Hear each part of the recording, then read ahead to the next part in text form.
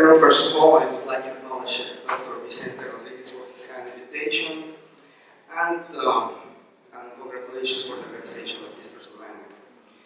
I would like to share with you 6 years of work with AcuFocus. I am a consultant for AcuFocus, and I would like to share also with you some international results that finally ended with the United States FDA approval 2 weeks ago.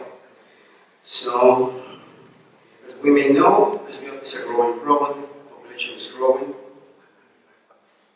incomes and education is rising, life expectancy is rising, the importance of near vision is something today.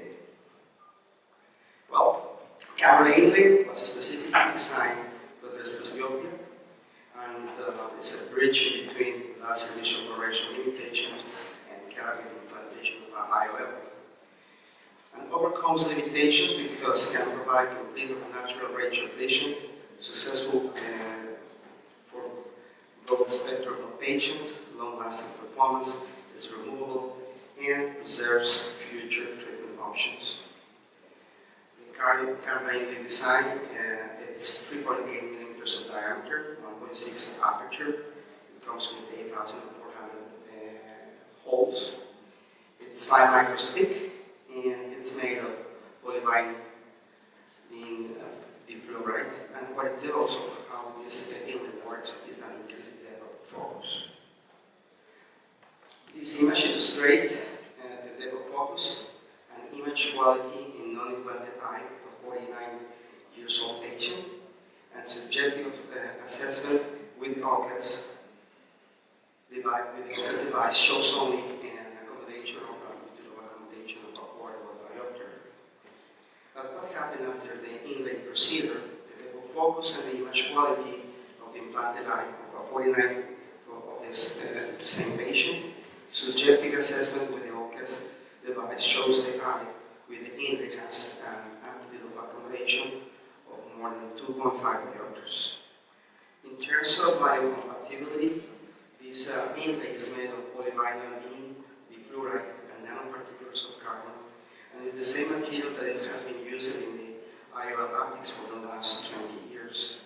It's well corrected by the cornea, and these are images of implanted cornea obtained by confocal microscopy, where endothelial cells, keratocytes, and corneal nerves shows no damage. In terms of permeability, this inlay comes with 8,400 microperforations to maximize nutrition flow.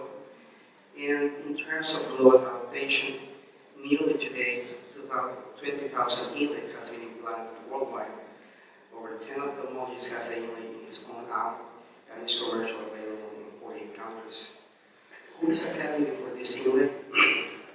Well, this inlay can treat a broad spectrum of patients, emmetropes, post-LASIK, and monofocal pseudophakic.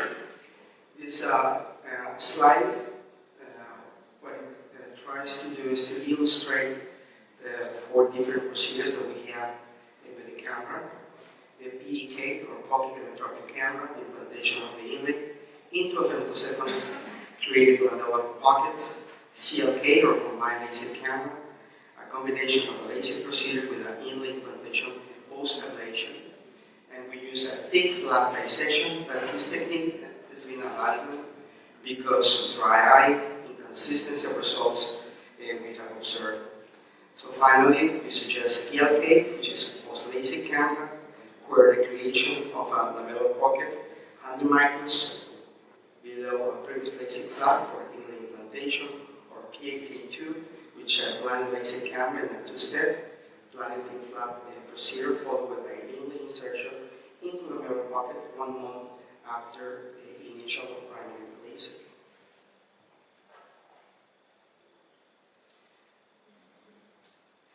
In terms of water thickness, pachymetry must be used to ensure patients have adequate preparative water thickness. In metropic and non-metropic patients, the suggested thickness is 500 microns. Post-LASIK patients, at least 480 microns. In a pocket emmetropic camera, we suggest to create a pocket in between 200 and 250 microns. And in post-LASIK camera PLK1 and 2, after a thin dissection of a flap, we suggest a minimal distance with the aid of OCT of 100 microns to create the second pocket and full interface for the Inlay implantation. In this video, what we would like is to illustrate the technique. And well, the description of the PA camera or pocket electronic camera at between 200 and 250 dissection is suggested to create a pocket. A pocket is created in the stroma.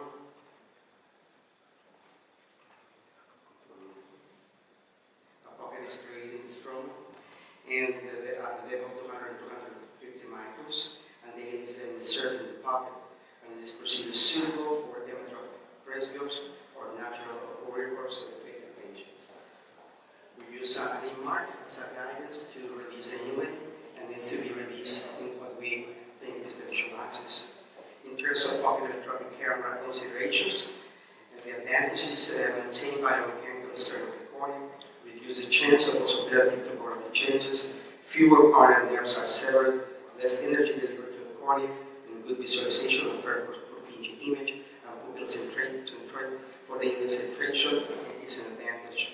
Limitations: the treatment range is limited to meters from planar to -1 and requires lasers with software, with pocket software, and there are only two femtosecond lasers that have the software, which are the Intralace and the FSIS 150, and the Excimer femtosecond lasers are the only two femtosecond lasers that come with this software. In terms of dual interface, PLK1 and PLK2, this is a video courtesy of my friend Efekan Uzman. What it does is the description of the technique. A laser treatment is performed under a 100 microscope. A minimum of 1 moment later, a pocket is created. 100 microns under the laser interface, and the inlay is inserted into the pocket. This procedure is suitable for hematologic presbyopes and LASIK presbyopes. And here, first we create the pocket, and then with the center sliding nasally the flattest dissection, we treat with your excimer laser of your choice the refractive error, trying to aim 2 minus 3/4 of residual myopia, and then we open later on the pocket and insert the inlay in the visual axis. In terms of consideration, the advantage is that we have found faster visual recovery and patient wow effect. Improve the patient understanding of the visual issues, which separates limits for refractive error and perspective correction, less possibility of dry eye, improvement in laser performance and repetibility, simplify surgical procedure, and reduce surgical manipulation. And limitations requires laser with pocket software and requires patients to come back for second surgical visits. What about objective lower results? Well, uncorrected near visual acuity across all procedures, mean near visual acuity scores across all procedures at 12 months are in between 0.1 and 0.2 log units in all pocket electronic camera, combined LASIK camera, and post-LASIK camera. Uncorrected near visual acuity and uncorrected intermediate visual acuity for pocket electronic camera. Mean intermediate acuity also improved after the inlay implantation in this procedure. Uncorrected visual acuity across all the patients at the inlet eye at 12 months. And mean of uncorrected distance visual acuity for all procedures is in between 0.037 and 0.023 lower units, which means 20/20 in this group of patients. Binocular contrast sensitivity, binocular photopic and sublunar contrast sensitivity remains with normal limits at 24 post-ops. Near visual task rating, pocket electronic patients at 24 months also statistically significant improvement seen in mean scores for performing near tasks in both dim and bright light conditions. Symptoms rating, patients reported low incidence of visual symptoms 24 months postoperatively, including glare, halo, and night vision problems. Long-term results, Lundberg have published uncorrected near visual acuity improved from J8 to J2 at the Inlay between 1 month and 5 years after. The Inlay does not affect the assessment of any other ophthalmic evaluation, such as OCT in the cornea, OCT in the retina, visualization of the retina, or OCT or analysis of the optic nerve or retinal nerve layer. In terms of visual fields, results of a contralateral comparative study from 9 patients implanted monochronically with the Kamra. We found no difference between the PSD scores for implanted and non-implanted fellow eyes, no localized constriction or escotomas 3 years after the procedures. What about if a patient develops cataract? What are the options for these patients? Well, we can either use a monofocal IOL implantation for the Inlay inside, or we can remove the Inlay and replace after monofocal IOL implantation, or finally the Inlay can be removed and a posterior channel IOL can be implanted. And as you saw here, you can observe here, the Inlay does limit the standard fragmentification, and we can implant the Inlay and monofocal IOL functionally the same as a non-accumulative crystal reference. Well, today, one of the advances of this technology is this machine, which is the AccuTarget HD. And AccuTarget HD helps us to grade cataracts. It helps us with tear film evaluation, and help us to analyze corneal irregularities.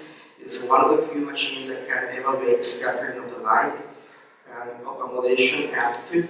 And for us, it's very important and shows where is the visual axis in order to centrate the Kamra Inlay in relation to the visual axis to achieve good results. In this impression, we have found here the correlation in between the Purkinje image and the cord length. But in the post-hoc controlled studies, we can also analyze the Inlay against the pupil, and most importantly, the Inlay with the Purkinje image. And here in this case, we achieved 14 micros in the X plane and minus 38 at the Y plane. So this patient achieved excellent result. So which is the percentage of uncorrected vision near visual acuity of 20/25 J1 or better with the AccuTarget help us, AccuTarget HD definitely help us to centrate the Inlay what is supposed the visual axis and also to control. And the percentage of patient, if the patient is 100 microns in relation or matching the visual axis, 86% of the patient achieve 20/25. And with the Inlay, the center from the visual axis, the near visual acuity is dropping. Well, we have here two very famous ophthalmologists from Spain who 3 years ago went to the clinic to be trained, and Vicente Rodriguez got in love with one of our patients. But here is George Wine again, and they are celebrating not only the successful implantation of the Inlay, but they wanted really was to share some of my cards with me after the procedure. And finally, I have a few slides to share with you some results with the small aperture intraocular lens, or the IC8 IOL, or Kamra Inlay. So this is a video. It's a courtesy of my friend Enrique Barragán from Mexico, and we performed the very first 12 patients, and what we found in summary is that it's a reliable extent of depth of focus. 100% of the patients achieved J2 or better, 90% achieved J1. All the patients were extremely happy, excellent visual acuity across all distance, low level of visual symptoms, no surgical adaptation is necessary because it's the same fake emulsification technique, only varies the Inlay inside of the intraocular lens. In this small series, we use a silicone IOL, free of centration issues. It's not the same at the plane of the cornea that in the lens space, and ocular assessments and procedures are possible post-implantation.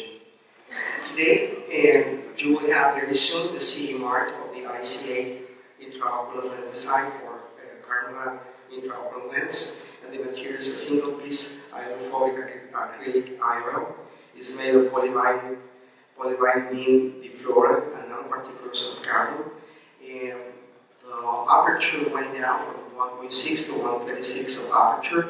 The total diameter went down from 3.6 to 3.23. It comes with the micro perforations and is 5 microns thick. And results, these are courtesy of my friend Roman Ang from Philippines. In the first 9 patients, the manifest aesthetical equivalent at 12 months was minus 0.14. Target residual refraction suggested is at 3/4 of the diopters. Uncorrected visual acuity was for near J2 at 89% of these 6 months years.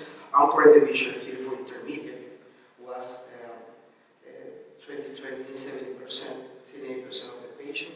And Chow helped us with a study for Kamra, and he demonstrated a Kamra IOL tolerates 500 microns of concentration with no significant symptoms. And of course, this Inlay, the idea is to reduce minimal dysphotopsias, and I think one of the applications of this Kamra Inlay will be for those highly aberrated corneas, such as post-corneas with corneal rings, or corneas with radial keratotomy, or corneas with a lot of high aberrations after LASIK procedure. The Kamra Inlay.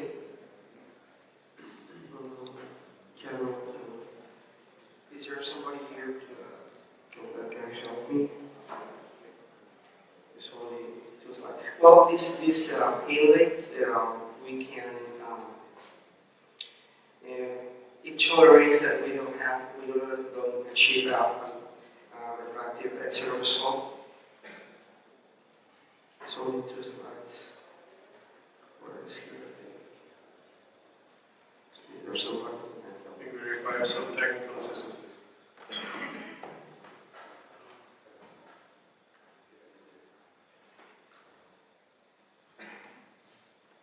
Okay. Well, this design is a forgiving. 1 minute. This design is give us a forgiving design, and continuous functional vision is achieved across all distance due to the depth of focus provided by the small aperture design. That is much more forgiving to misinterpreted refraction. So if you have patient with a small astigmatism or spherical result, patients achieve good vision. So in summary, nearly 20,000 Inlays has been implanted worldwide today. 10 ophthalmologists, 3 optometrists have Kamra vision. Improving all patients, improve near intermediate acuity and functionally. Minimally affect distance vision in the Inlay eye, results maintained over the long term. Different surgical techniques allow the Inlay to correct presbyopic broad spectrum of patients. Design does not interfere with ocular assessments or secondary surgical procedure. And early Kamra IOL ICA studies have shown promising results. Thank you very much for your attention.